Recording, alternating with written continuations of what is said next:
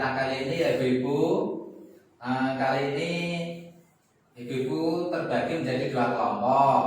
Untuk kelompok yang pertama, untuk pertanyaannya, upaya apa yang perlu dilakukan keluarga dan lingkungan agar anak tidak stunting? Ini pencegahan ya Ibu-Ibu.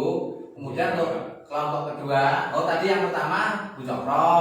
Untuk kelompok kedua Bu Roy nggih. Kelompok kedua pertanyaannya, upaya apa yang dilakukan oleh keluarga dan lingkungan jika ada anak di lingkungan sekitar yang stunting? Oke, itu ya Bu ya. Nanti jawabannya ditulis di kertas plano. Nanti kita bahas bersama-sama.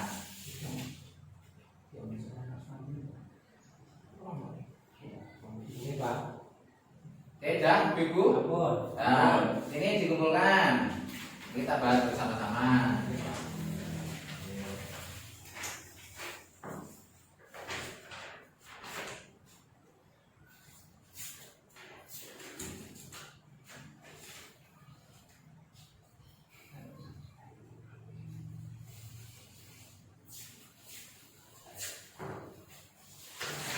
Oke, ini tugasnya kelompok 2, kelompoknya Bu lagi.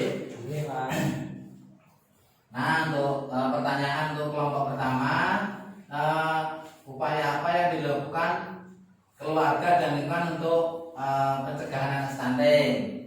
Nah, di sini ditulis orang tua dan keluarga ataupun masyarakat memanfaatkan potensi yang ada, nggih. Nah, potensi yang ada itu seperti apa?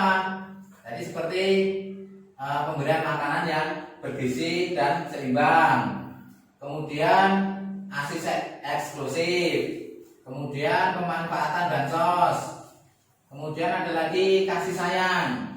Jangan lupa ya Ibu-Ibu ya, kadang di masyarakat anaknya ada stunting, ada orang tuanya jadi pesimis. Gak boleh seperti itu. Jadi kita harus memberikan kasih sayang, bagaimanapun juga itu kan anak kita. Kemudian untuk bapak-bapaknya jangan merokok ya. Ya Pak. Nah, baik itu. Kemudian jangan lupa untuk mengakses layanan kesehatan. Seperti itu. Tadi untuk mencegah anak stunting. Kemudian untuk yang kelompok 2, upaya apa yang dilakukan oleh keluarga dan lingkungan jika ada anak stunting di sekitar kita?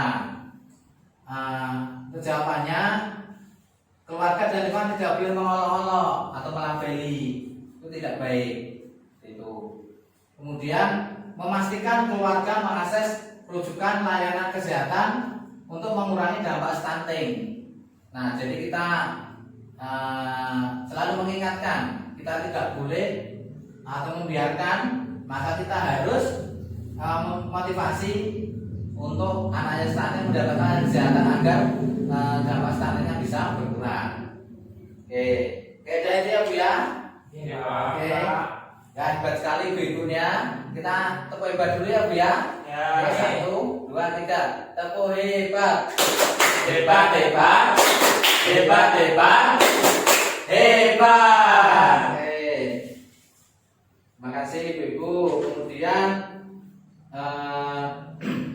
nah, perlu kita ketahui ya Ibu-Ibu ya bahwa stunting itu dekat dengan kita dan kita harus peduli. Jadi kita tidak boleh membiarkan karena kita sesama makhluk Tuhan. Nah, kemudian siapapun kita harus berperan aktif mencegah stunting untuk generasi penerus bangsa yang lebih baik. Seperti itu. Jadi kita tidak boleh membiarkan. Nah, kemudian setelah Ibu-Ibu mendapatkan pengetahuan tentang pencegahan dan penanganan stunting, nanti Ibu-Ibu bisa dipraktekkan di rumah. Nanti ditulis di rumah ya Ibu-Ibu ya, praktekkan di rumah. Kemudian untuk yang ditulis ya tetap permasalahan stunting ya Ibu-Ibu ya, jangan yang lain. Nah, kemudian untuk tabel janji dirinya dikumpulkan ya Ibu-Ibu. Ini. Nah, terima kasih ya. Kemudian bila mana Ibu nanti di rumah ada kesulitan, ada tetangga, ada yang stunting, harus kemana-mana, nanti Ibu bisa memberikan informasi kepada pendamping PKH atau layanan rujukan terdekat. seperti itu. Oke, karena ini sudah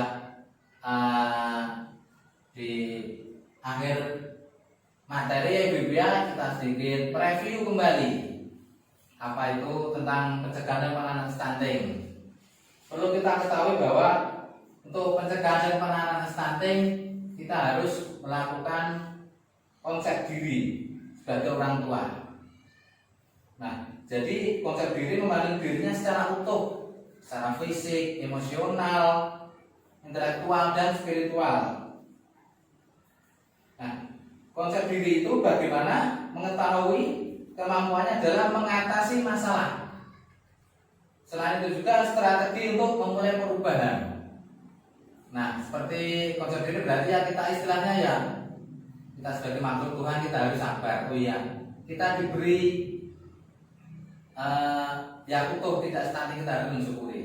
Nah, kemudian kita mau lagi stunting. Apa tadi itu stunting yang sudah disampaikan tadi? Stunting kemarin gagal tumbuh, Pak.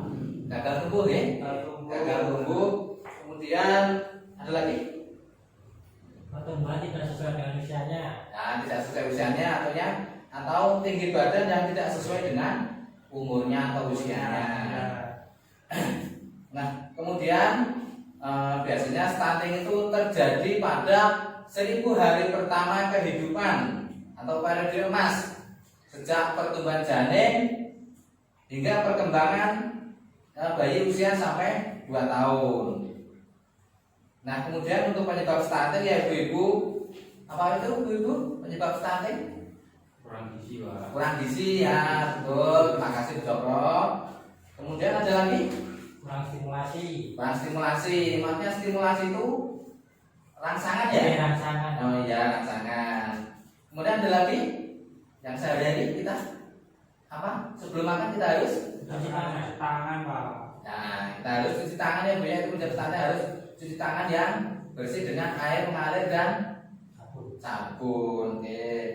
Kemudian ada lagi ya, tidak BAB ya ibu-ibu ya. Maksudnya harus BAB di zaman yang sehat. Banyak. Ya, Pak. Kemudian dampak stunting. Nah, kemudian dampak stunting itu tadi yang sudah sama seperti yang disampaikan tadi, bahwa pertumbuhan anak terhambat, kemudian daya tangkap anak kurang maksimal. Jadi karena berkurangnya sel-sel otak sehingga dampak berkurang, anak-anak kurang maksimal. Kemudian selain itu juga prestasi anak di sekolah juga kurang baik. Anak cenderung lebih pendek. Biasanya seperti itu ditandai dengan bentuk fisiknya pendek. Kemudian selain itu juga mudah terserang penyakit. Nah, kemudian untuk pencegahannya tadi ya Bu ya, simpulannya bahwa ibu hamil harus mengkonsumsi makanan gizi seimbang dan minum tablet tambah darah sehari sekali 1 tablet.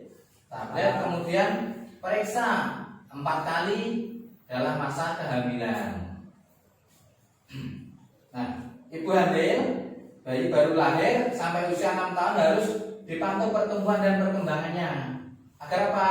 Agar tidak terjadi stunting, dan untuk memantau perkembangannya di layanan posyandu setiap bulan.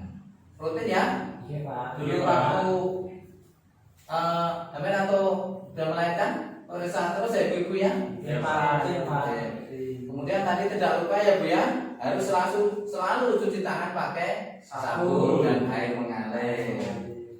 Kemudian BAB harus di jamban yang sehat.